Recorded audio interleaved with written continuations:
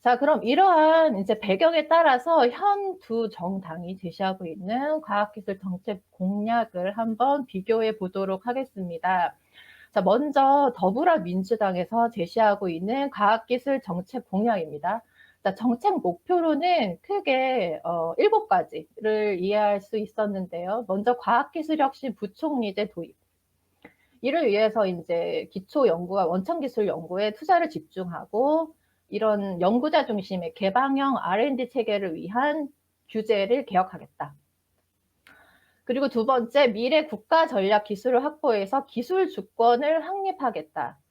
그래서 이제 10개의 주요 분야를 대통령의 빅 프로젝트로 선정하여서 적극적인 이제 지원 체계를 구축하겠다라는 거죠. 그래서 이런 핵심 기술 개발에 국가 차원의 전폭적 지지를 지원을 하겠다. 자, 그리고 세 번째, 우주 기술 자립으로 우리가 우주 강국 시대를 선도할 수 있게끔 하는 목표를 가지고 있습니다. 이를 위해서 우주전략본부를 행정 단위로 설치를 하겠다. 그리고 이제 네 번째, 사회 문제 해결에 기여하는 과학기술 연구 확대로 국민의 삶의 질을 향상하겠다.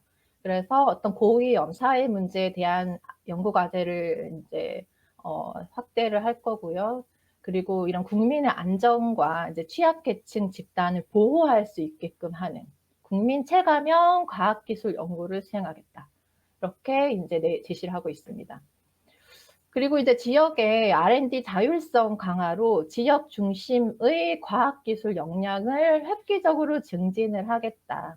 그래서 이제 지역 균형 발전 측면에서 지역 자율 R&D 예산을 이제 확대할 거고, 지역 대학 중심의 산업과 연계된 거점 연구소를 만들어서 지역 중심, 지역 인재 혁신 플랫폼을 구축하는 등 이런 이제 지역 중심의 이제 R&D 자율성을 확대하겠다라고 제시를 하고 있고요.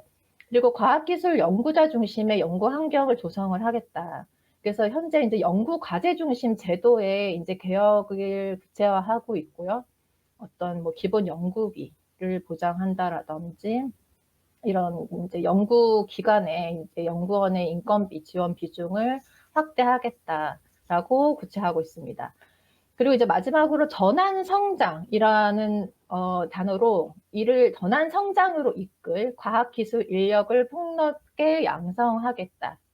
그래서 이제 시장 중심, 지역 중심, 청년, 여성에 대한 지원을 확대하여 과학기술 인력 양성 정책의 효율적 체계를 구축을 하겠다. 이를 위해서 이제 초중등 교육에서의 과학, 수학, 그다음에 이제 소프트웨어 교육을 좀 강화시키겠다라고 제시를 되어 있고, 어떤 이런 맞춤형 지원 체계를 통한 구축, 그리고 해외 우수 연구 인력의 유입을 지속적으로 촉진하겠다라고 이렇게 제시되어 있는 것을 알 수가 있습니다. 더불어민주당이 제시하고 있는 과학기술 정책 공약에서 발견되는 이제 좀 핵심 가치를 살펴보면은 거버넌스 혁신, 그리고 국제력 강화, 국제적으로 한국의 기술력이 선도화 되겠다라고 했기 때문에 국제력을 경쟁력 강화를 제시를 하고 있고요. 그리고 사회 문제 해결, 그리고 일에 발전한 삶의 질 향상, 그리고 지역 자율성을 이제 찾아볼 수 있었고요.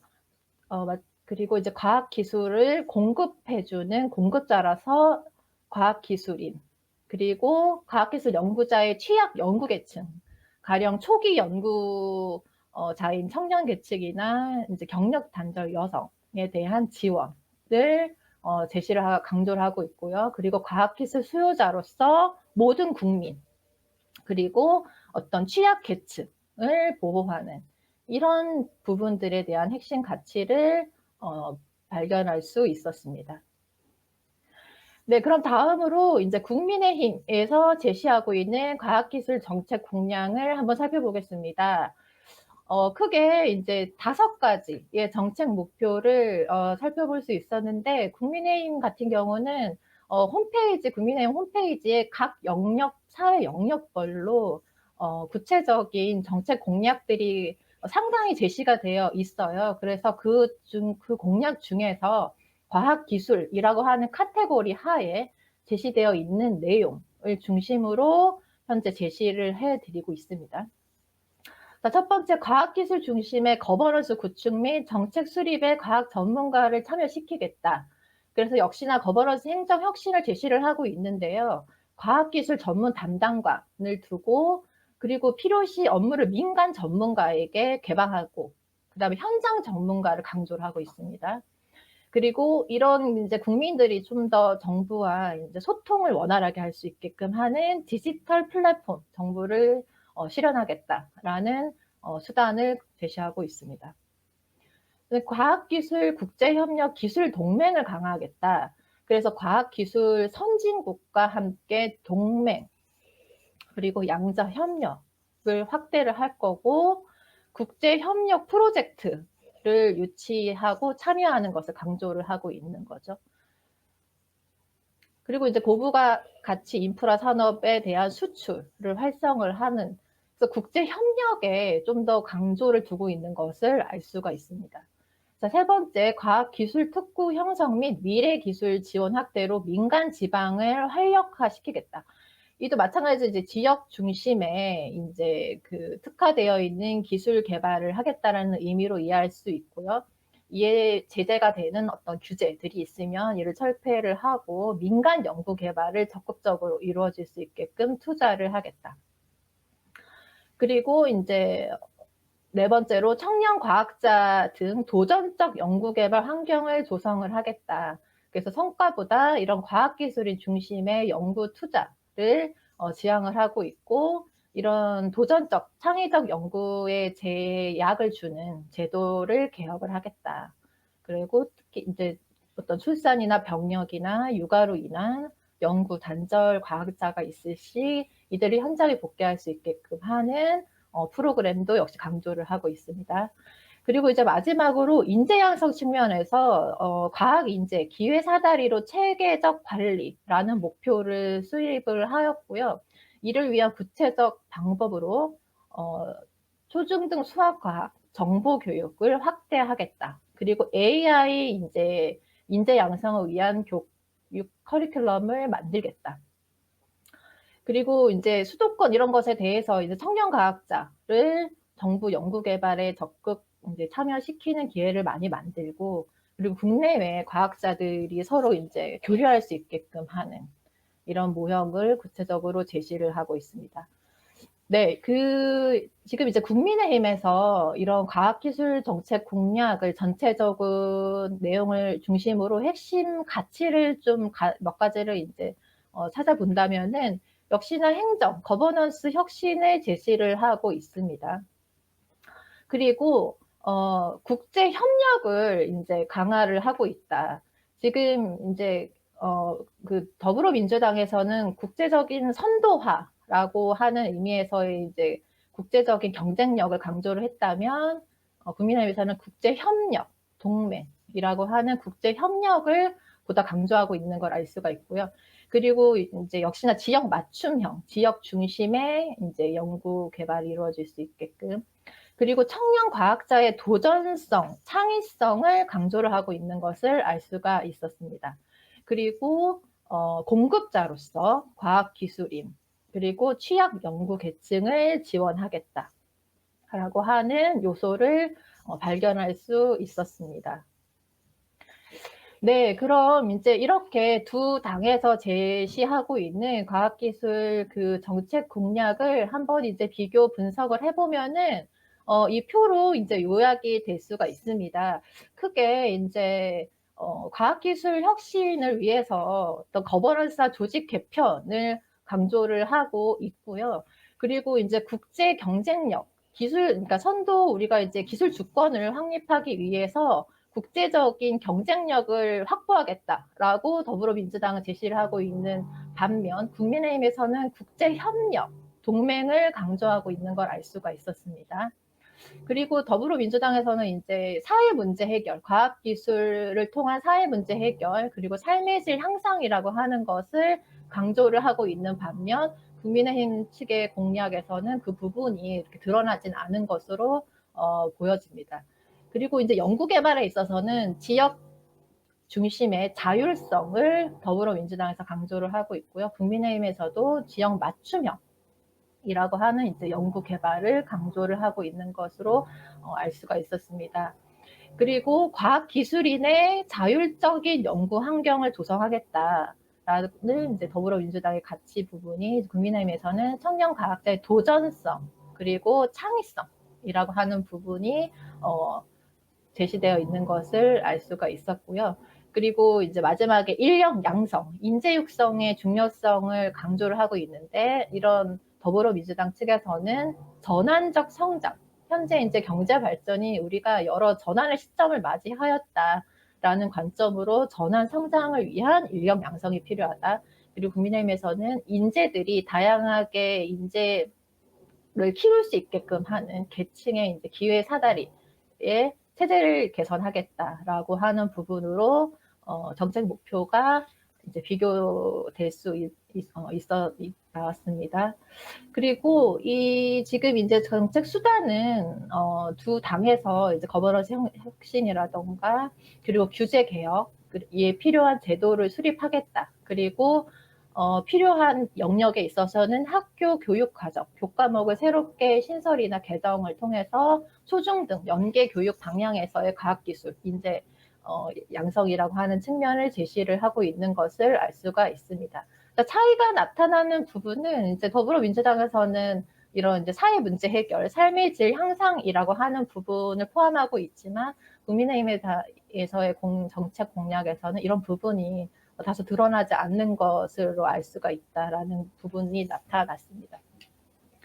자, 이렇게 지금 두 당에서 제시하고 있는 정책 공약의 이제 비교 분석 결과를 바탕으로 어떠한 부분들이 우리가 좀 더 보완되고 고민해야 하는지라고 하는 관점에서 본 연구자의 그 제언을 한번 제시를 해보도록 하겠습니다. 네, 더불어민주당과 국민의힘의 정책 공약 비교 분석 결과를 바탕으로 이 제언은 크게 4가지의 관점으로 한번 제시를 해보려고 하는데요. 먼저 우리가 정책 환경에서 한국판 뉴딜, 크게 4가지의 영역을 바탕으로 미래지향적 가치와 현안 문제 해결이라고 하는 방향으로 정책 가치를 수립을 하였고, 그리고 이를 통해서 구체적으로 과학기술정보통신부는 3가지의 목표를 제시하지 않았습니까? 자, 이를 바탕으로 더불어민주당 측에서는 미래기술 강국으로 10대 기술 투자를 지원을 통해서 국가 경쟁력을 확보하고 기술 주권의 이제 선도 국가가 되겠다라고 하는 목표를 제시를 하고 있죠. 자, 국민의힘에서는 이 중에서 특히 디지털 뉴딜 중심의 투자를 강조를 하고 있고요. 그리고 우수한 기술을 확보한 국가와 이제 국제 협력과 동맹을 통해서 미래 기술 강국으로 전략을 제시하고 있는 것을 알 수가 있었습니다. 미래 영역 선점에서는 두 당 다 모두 우주 분야를 강조를 하고 있는데 이 메타버스라고 하는 개념에 대한 정책 문건에서의 강조는 뚜렷이 드러나고 있지 않은 것을 알 수가 있었습니다. 그리고 과학기술 디지털의 혜택을 좀 확산시킨다라는 목표 아래 더불어민주당에서는 기초연구 그리고 원천기술 연구 개발을 강조를 하고 있고요.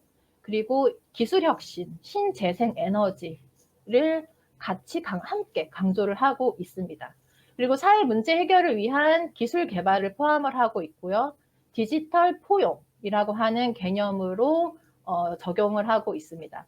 자, 국민의힘에서는 신산업 분야 그리고 경제 성장 중심의 필요로 하는 기술에 대한 집중 투자를 강조하고 있는 것을 알 수가 있었고요. 특히 디지털 경제에 필요로 하는 핵심 인프라 육성을 강조하고 있습니다. 즉 인공지능이나 데이터 중심의 과학기술 집중 투자를 이해할 수 있는 거죠.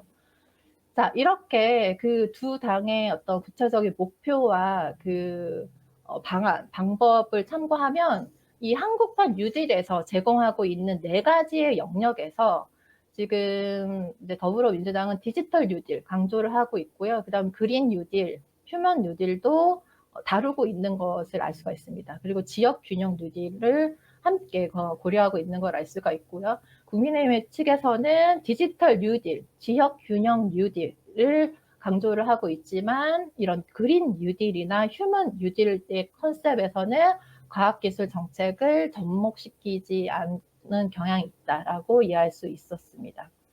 자, 정책 수혜자 측 측면에서는 더불어민주당에서는 공급자, 수요자 중심의 정책 수혜를 구분하여서 이해하고 있는 반면 국민의힘 측에서는 공급자 중심의 정책 수혜자를 제시하고 있는 것으로 이해가 되었습니다. 자, 두 당에서 제시하고 있는 정책 가치로는 더불어민주당에서는 전환적 공정성장, 자율성, 포용을 강조하는 것을 알 수가 있었고 국민의힘에서는 혁신, 그리고 성장, 도전성, 창의성 이러한 핵심 가치를 강조하고 있는 것을 알 수가 있었습니다. 네, 이제 본 발표 자료를 통한 이제 본 발표자의 이제 결론을 제시를 하겠습니다. 자, 더불어민주당에서는 경제 성장 및 삶의 질 향상을 모두 고려한 정책 목표를 수립을 하고 있다. 그리고 과학기술 혁신과 포용의 대상을 공급자, 수요자 모두 고려하고 있는 것으로 알 수가 있었고요. 그리고 디지털 뉴딜, 그린 뉴딜, 지역 균형 뉴딜 중심의 정책 공약이 강조되고 있다. 그리고 과학기술 정책 방향을 경제 성장 및 삶의 질 향상 관점으로 접근하고 있다. 국민의힘에서는 정책 목표 가치를 경제 성장 및 국제 경쟁력 이제 확보에 두고 있다. 그리고 과학기술 혁신과 포용의 대상을 공급자 중심으로 고려를 하고 있는 것을 알 수가 있고요. 그리고 디지털 뉴딜과 지역 균형 뉴딜 중심의 과학기술 정책을 적용시키고 있다. 그리고 과학기술 정책 방향을 경제성장 중심으로 접근을 하고 있는 것으로 알 수가 있었습니다. 대선 후보 토론회가 있었죠. 그래서 저도 이 연구 지금 자료를 준비를 하면서 그 토론회 내용을 살펴보았는데 이 토론회 내용에서 이제 과학기술 정책 공약에 대한 의견의 대립 부분이 있어서 이 부분의 의견을 좀 가져와 봤습니다. 그러니까 신산업 육성 분야에 대한 의견을 다룰 때 이재명 후보는 미래 산업의 핵심은 재생에너지고 그리고 지금 이런 전환적 시점에서 미래 산업으로의 전환, 재생에너지로 또 디지털 전환으로 변화하고 있는 시점에서 이를 위해 인프라 구축, 인재 양성을 위한 교육 혁신, 기초과학, 첨단 과학 기술에 대한 투자를 강조를 하고 있습니다. 그래서 이제 디지털 뉴딜, 그린 뉴딜을 포괄한 종합적 관점의 과학기술을 강조하고 있는 것을 알 수가 있었고요. 자, 이에 대한 이제 토론 내용 중에 이제 윤석열 후보는 이렇게 대답을 이제 하였습니다. 기술 경쟁력 중심의 재원 사용이 중요하다. 그리고 미래 산업의 핵심은 재생에너지는 그 중에 이제 조그만 한 부분이고 미래 산업의 핵심은 이제 데이터, 인공지능, 이제 컴퓨팅, 바이오에 주력해야 한다. 해서 디지털 뉴딜 중심의 핵심 중점 분야 육성에 대한 과학기술을 강조하고 있는 것을 알 수가 있었습니다. 네, 제가 이제 오늘까지 발표한 내용은 이제 여기까지입니다. 지금 두 정당에서 제시를 하고 있는 이제 과학기술 정책 공약이 제가 이제 한정된 자료를 통해서 분석했던 한계점은 있을 수 있습니다. 그러나 현존하고 있는 문헌 그리고 어떤 자료를 참고하여서 제시를 해드렸다라고 말씀을 드리고요. 이 이제 비교 분석 결과를 바탕으로 우리가 궁극적으로 과학기술에 대한 활용이 무엇이 되어야 하는가라고 하는 관점에서 차이가 나타나는 것을 알 수가 있었고 그 관점을 통해서 구체적으로 어떠한 정책으로 만들어질 것가에 대한 두 당의 차이가 나타남을 알 수가 있었습니다. 네, 이상으로 제 발표를 마치도록 하겠고요. 경청해 주셔서 감사드립니다.